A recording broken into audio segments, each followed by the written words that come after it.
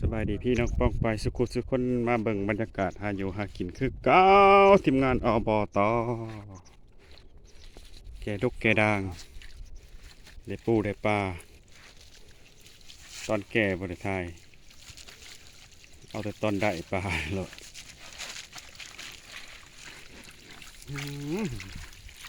มันขักมันเนี่ยเป็นได้กินบัดเนี่ย สุดท้ายมันก็ก้อยอุออม หอม ได้กินกระแสบปลา ซอยแซ่ ปลาเซ่เนาะ มาใหม่เนาะมาใหม่ ปลาสด มาใหม่ตักหนอนตัวมันอีกยามันก็ปล่อย ๆน้อยก็เอานี่ว้ามันอยากเต็มแล้วมันเนี่ย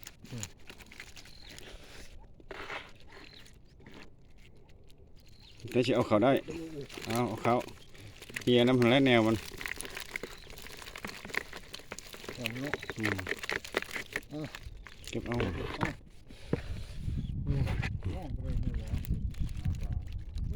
เกือบเต็มถังวันนี้มีน้ำแข็งนะมีแต่น้ำมีแต่ปลาสด ทุกมือมีน้ำแข็งบ่ ๆคู่มือมีน้ำแข็งเพียกันยังอยู่ มีน้ำแข็งปลาบูดาวเนาะมันเนาะมีน้ำอ่อนมันเนาะ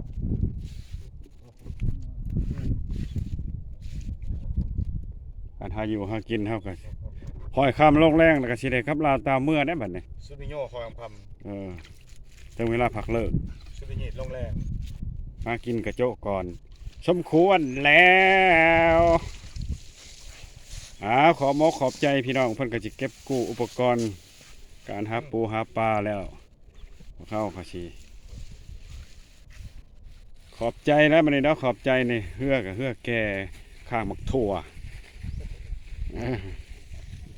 ขอบใจพี่น้องปองปายเฮาเด้อทุกคนเด้อที่เขาเบิ่งเขาส้มเป็นกำลังอกกำลังใจสำหรับคลิปนี้จอดไว้ซ้ำนี่บ๊ายบาย